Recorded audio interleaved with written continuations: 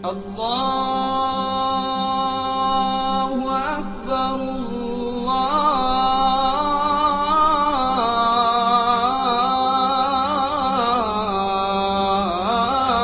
الله أكبر. بسم الله الرحمن الرحيم. الحمد لله رب العالمين وصلى الله على محمد وعلى آله وصحبه وسلم. We are going over the explanation of the three fundamentals, and we have explained that the three fundamentals that are obligatory on every person to know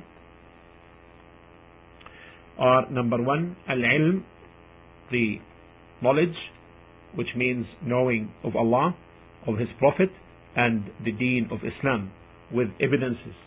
The second matter is acting according to the sure knowledge, acting according to the sure knowledge. And the third matter is calling to it, calling to it, calling to it. And the fourth matter, which we're going to explain now, is as-sabru ala al-adha fi, patiently persevering and bearing any harm encountered upon that way.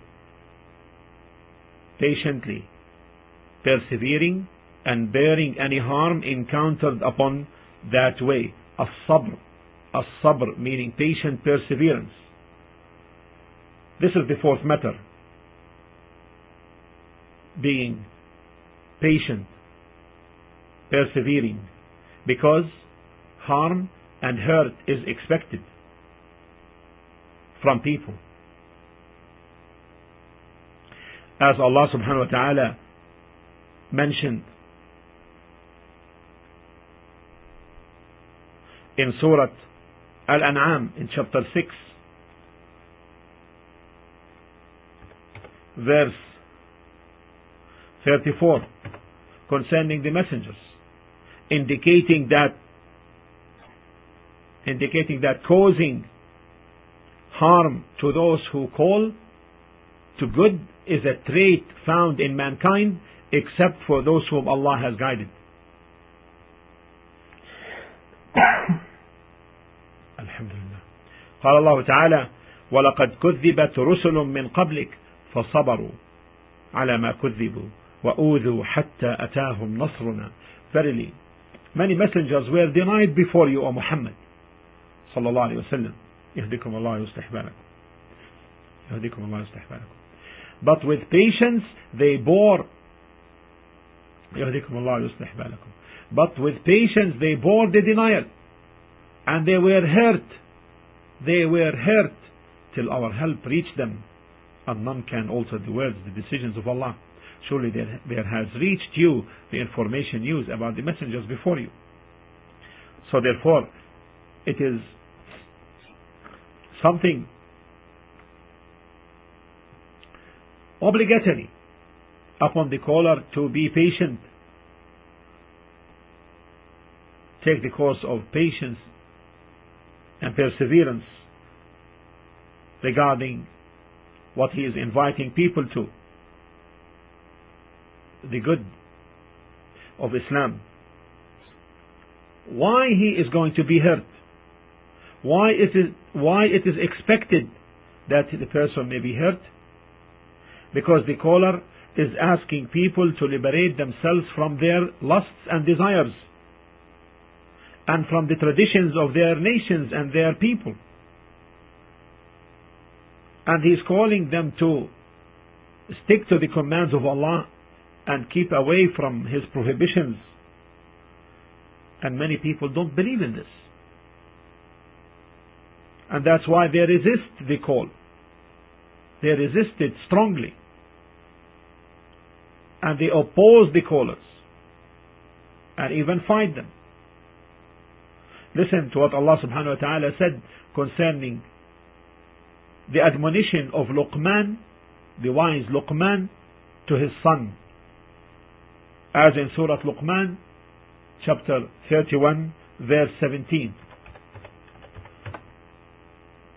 يا بني أقم الصلاة وأمر بالمعروف وانهى عن المنكر واصبر على ما أصابك إن ذلك من عزم الأمور. O my son, establish prayers, enjoin people for all good, and this means tawheed and all that is good, Islamic monotheism and all that is good, and forbid people from munkar meaning disbelief, polytheism and all evil and bad things. And then he tells him, and bear with patience whatever befall you. Bear with patience whatever befall you. Verily these are some of the important commandments ordered by Allah with no exemption.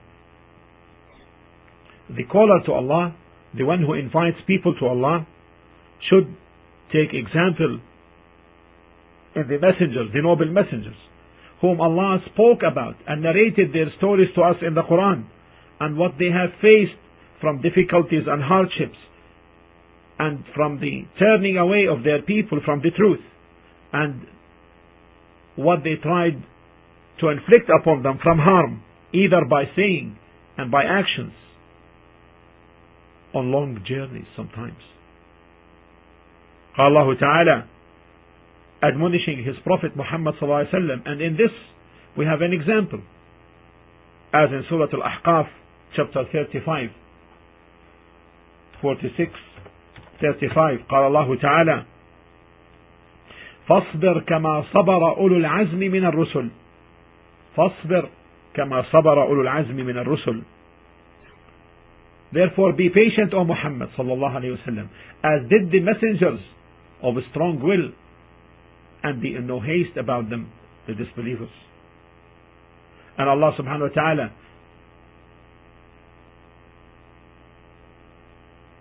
has ordained that victory and good end are with the messengers and their followers, the callers to the truth. قال الله تعالى about this in Surah Al-Baqarah in chapter 2 verse 214: أم حسبتم أن تدخلوا الجنة ولما يأتكم مثل الذين خلوا من قبلكم مستهم البأساء والضراء وزلزلوا حتى يقول الرسول والذين آمنوا معه متى نصر الله ألا إن نصر الله قريب. Or think that you will enter paradise without such trials as came to those who passed before you? Let us listen to this. Let us listen to this and contemplate it very well.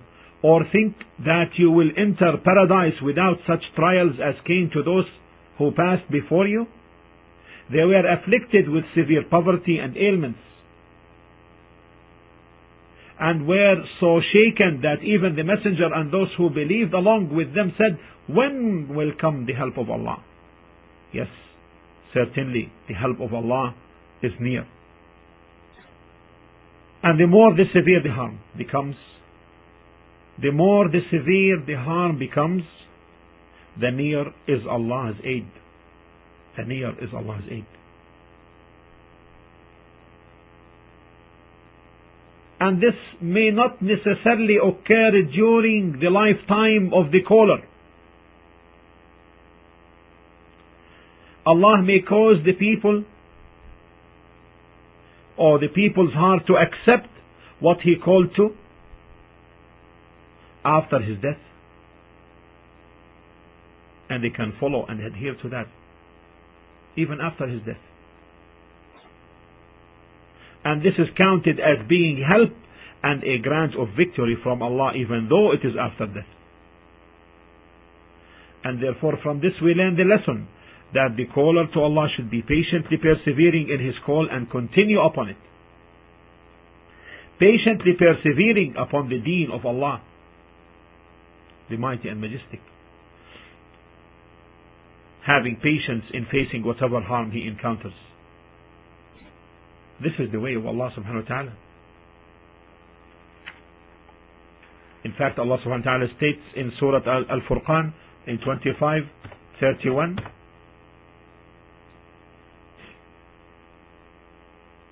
وَكَذَلِكَ جَعَلْنَا لِكُلِّ نَبِيٍّ عَدُوًّا مِنَ الْمُجْرِمِينَ.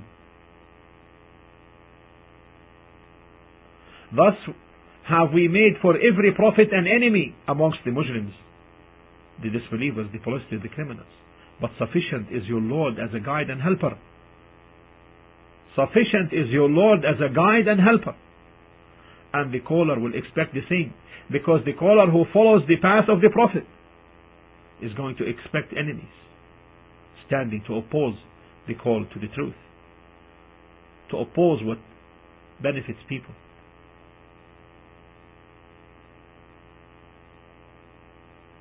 And this is applicable whether the opposition will come from the disbeliever or from innovators in the same deen, in Islam, and from deviant sects. This is expected.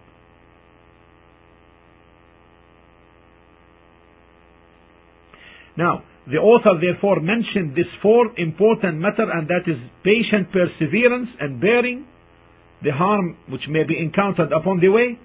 And then he cited the following verse in the Quran, which does not exceed the following chapter in the Quran, which does not exceed 3 verses.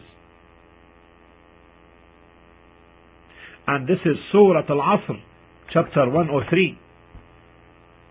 قال الله تعالى, swearing by time, والعصر إن الإنسان لفي خسر إلا الذين آمنوا وعملوا الصالحات وتواصوا بالحق وتواصوا بالصبر. By عصر, by al-asr, by time.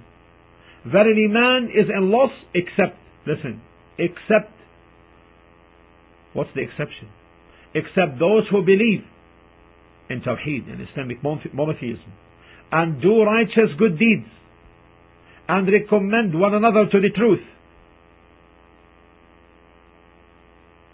and recommend one another to patience for the sufferings and harms and injuries which one may encounter in Allah's way.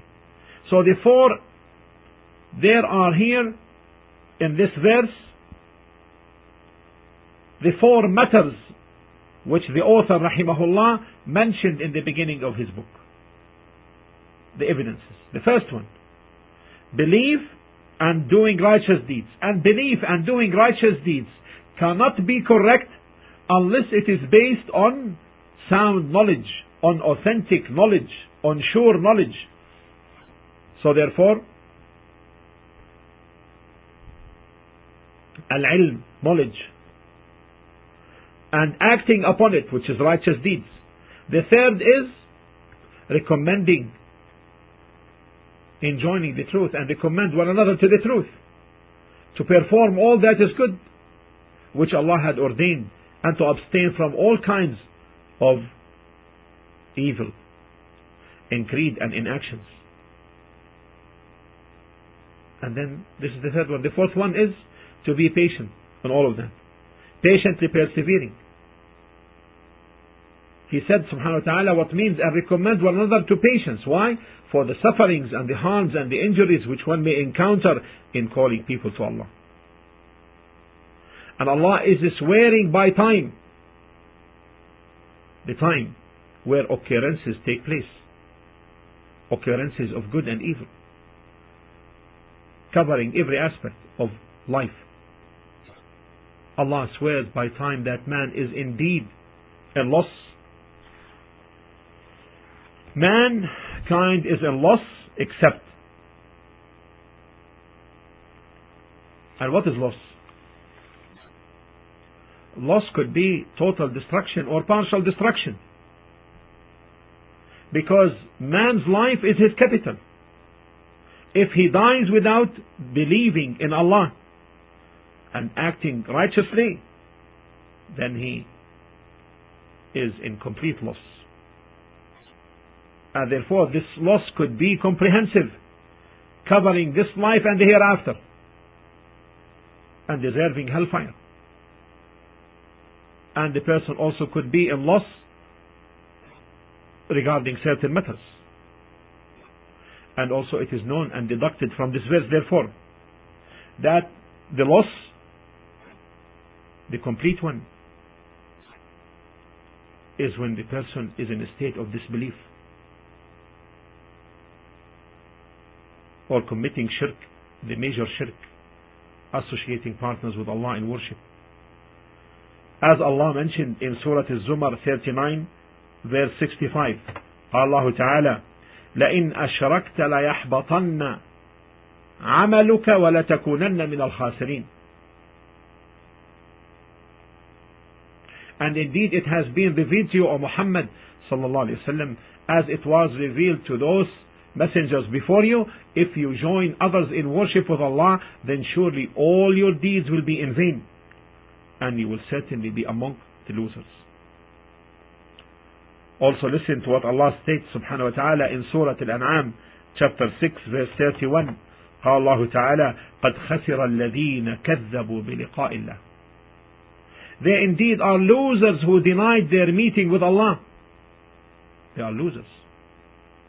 Until all of a sudden the hour, the signs of death is on them, and they say, alas for us that we gave no thought to it, while they will bear their burdens on their backs, and evil indeed are the burdens that they will bear. Allah subhanahu wa ta'ala also stated in Surah Al-Mu'minun concerning the losers, 23:103, وَمَنْ خَفَّتْ مَوَازِينُهُ فَأُولَئِكَ الَّذِينَ خَسِرُوا أَنفُسَهُمْ فِي جَهَنَّمَ خَالِدُونَ. And those whose scales of good deeds are light, they are those who lose their own selves. In hell will they abide. And in Surah An-Nisa chapter 4 verse 119, قال الله عز وجل ومن يتخذ الشيطان وليا من دون الله فقد خسر خسرانا مبينا. Verily, whoever takes shaitan, Satan, as a wali, protector or helper instead of Allah has surely suffered a manifest what? Loss. And in Surah Al-Mujadila verse 19, chapter 58 verse 19, قال الله تعالى ألا إن حزب الشيطان هم الخاسرون. Satan has overtaken them, so he has made them forget the remembrance of Allah. They are the party of shaitan, of Satan. Verily it is the party of Satan that will be the losers. And loss can take place in the form of abandoning, enjoining and recommending the truth totally, or recommending falsehood. And beyond the truth there is only misguidance. And it also can take the form of relinquishing the commanding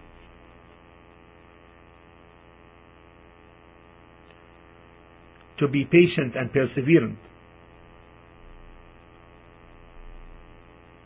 or falling in doubt, annoyance, resentment and exasperation.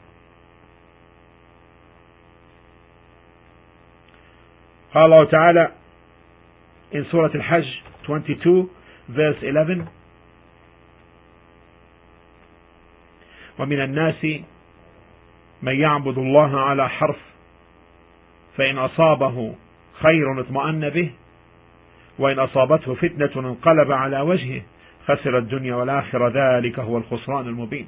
And among mankind is he who worships Allah as it were upon the very edge, meaning in doubt. If good befalls him, he is content. If good befalls him, he is content therewith. But if a trial befalls him, he turns back on his heels, on his face, meaning he reverts back to disbelief after embracing Islam. He loses both this world and the hereafter. That is the evident loss.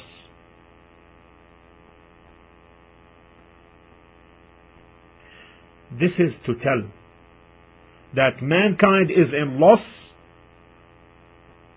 regardless of his state of wealth, regardless of the number of children he may enjoy, regardless of his status. All are in loss except those who are qualified with these four qualities, with these four methods. Those who are on sure knowledge, who call for it, who recommend the truth, and who enjoin patient perseverance on what may face them from harm. And therefore we have to comprehend ourselves. Comprehend concerning ourselves and check it continuously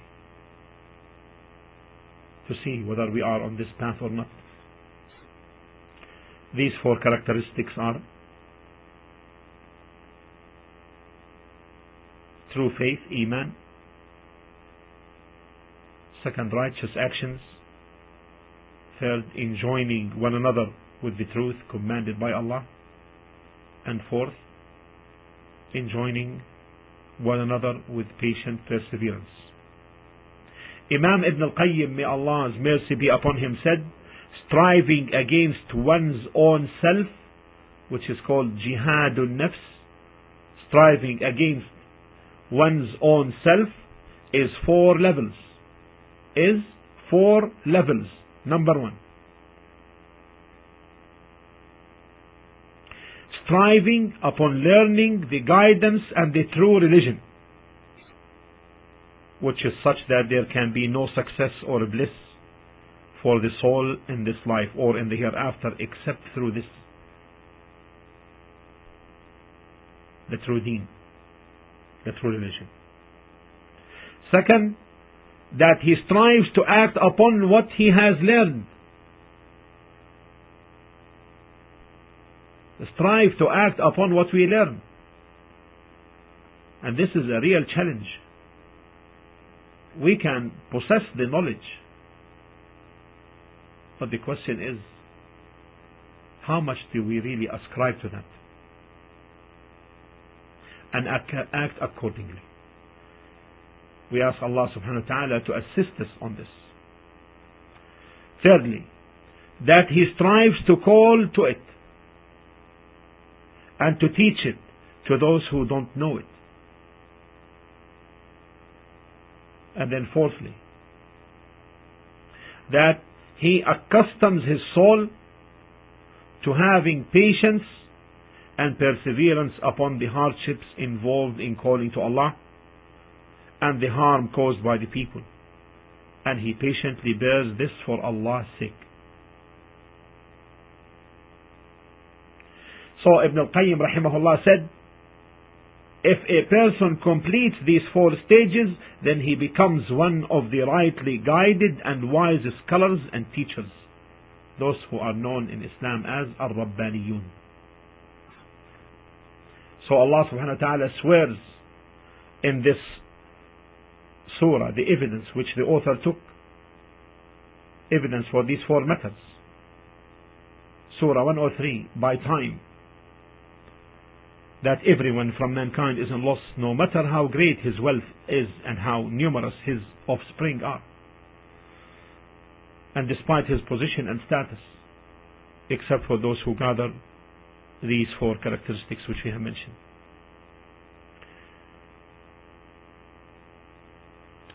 And let it be known that sabr, patience, is of three kinds.